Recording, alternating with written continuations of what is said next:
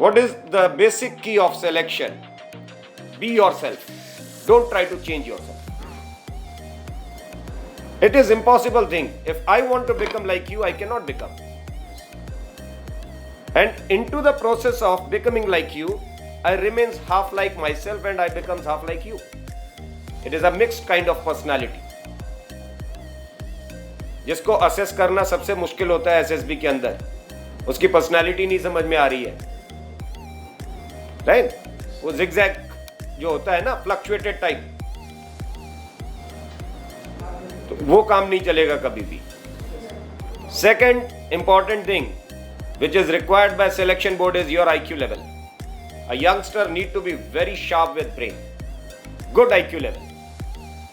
A person with broad vision, multiple ideas, and where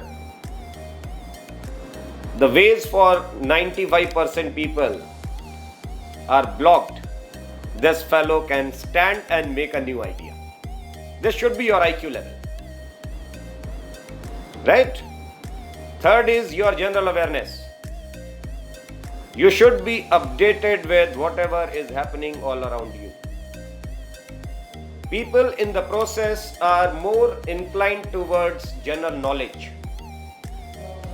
General knowledge is part of general awareness. Fourth and most important requirement of armed forces is your liveliness.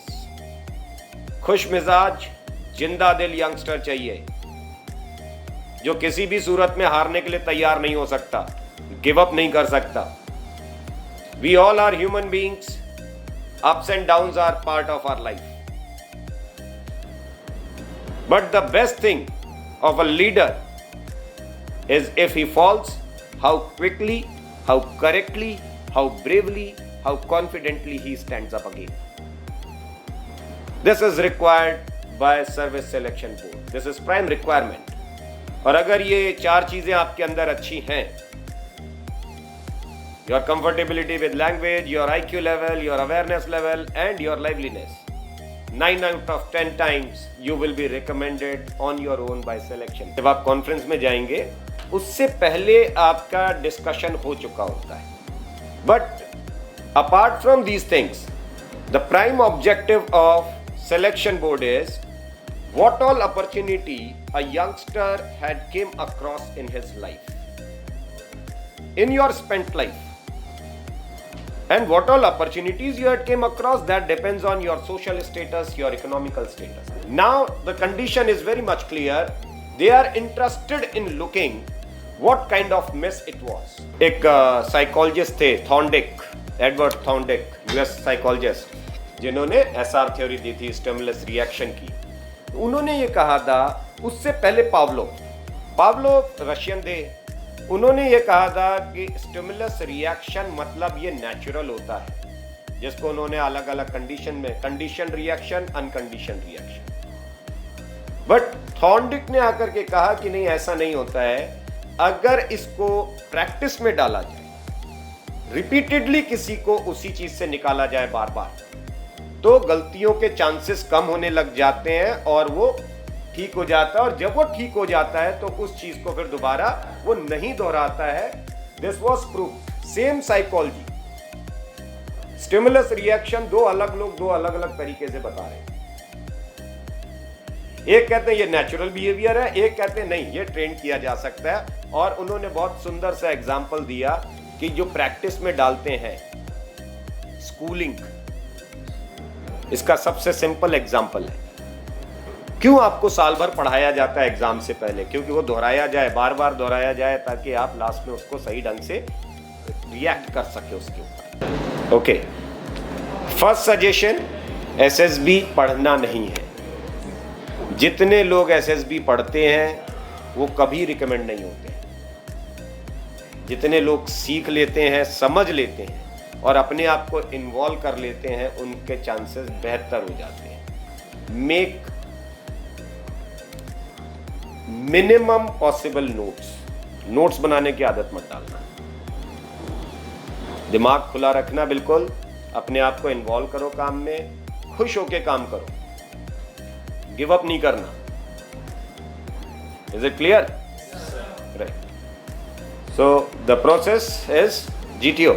उनकी पहली expectation आपसे क्या होती है? You need to be energetic.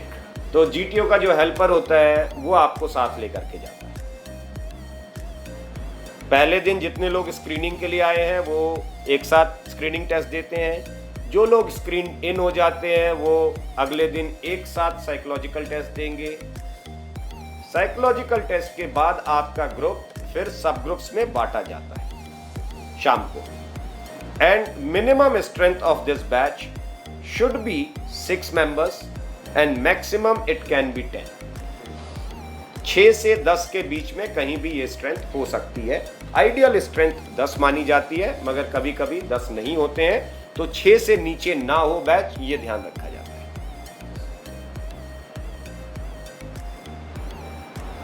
जब आप वहां जाएंगे ग्राउंड पर, जीटीओ पहले नहीं मिलते हैं आपसे, जीटीओ का हेल्पर ले जाता है आपको, वहां बिठाएगा, आपको सेटल डाउन करेगा ग्राउंड पर जीटीओ शेड में। हर जीटीओ के अपने अपने रिस्पेक्टिव शेड्स बने होते हैं, तो वो पहले आपको वहां जा करके सेटल डाउन करेंगे। GTO will join your group after 10 minutes I believe. 10-15 minute बाद वो आएंगे। आने के बाद पहले वो अपना इंट्रोडक्शन देते हैं, पहले आपसे थोड़ी बहुत बातचीत करेंगे, ठीक है, आपको नॉर्मल किया जाएगा, एटीज करेंगे।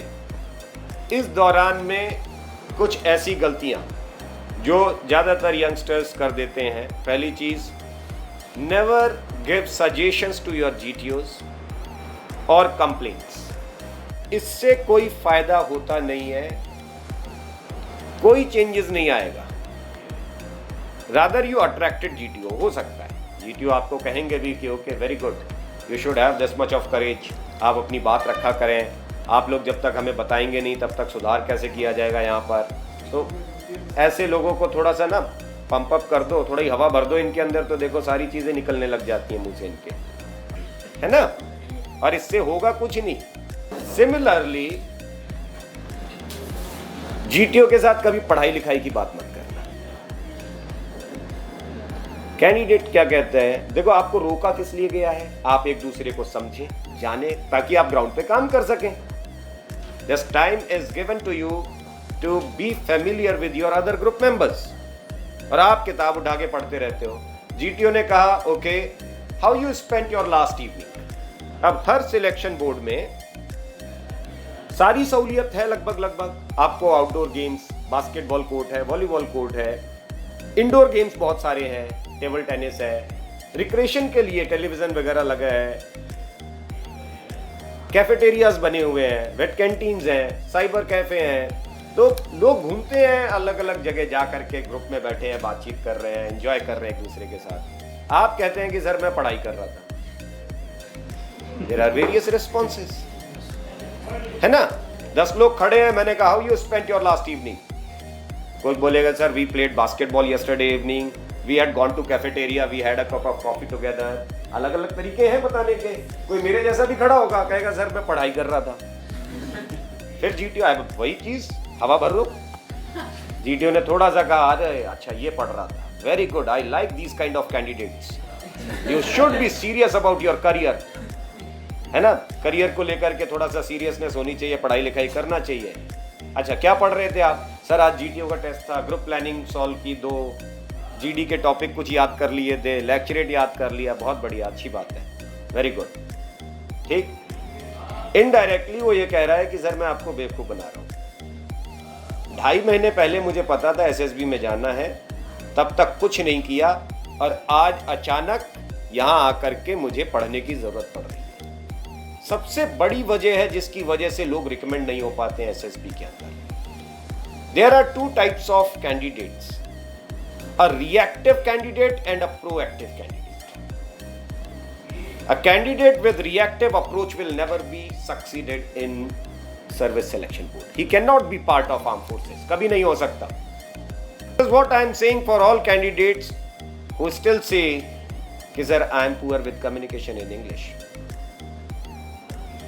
And same candidate says very confidently when he is into the process of interview, sir I wanted to become officer right from my childhood. मैं बचपन से ऑफिसर बनना चाहता था। तो बचपन से अगर ऑफिसर बनना चाहता था तो उसने कभी रियलाइज क्यों नहीं किया कि इसकी भी जरूरत पड़ेगी, कि आज एसएसबी का कॉल लेटर आ गया तो अंग्रेजी हिंदी याद आ गई उसको, तब उसको सारी दिक्कतें दिखाई देने लग गई। उससे पहले क्यों नहीं हुआ? उसको क्या कभी ये चीज का एहसास नहीं हुआ कि कभी एसएसबी में जाने का मौका मिला तब क्या होगा? ठीक है, सो प्रोएक्टिव अप्रोच ज्यादा जरूरी है एसएसबी के लिए।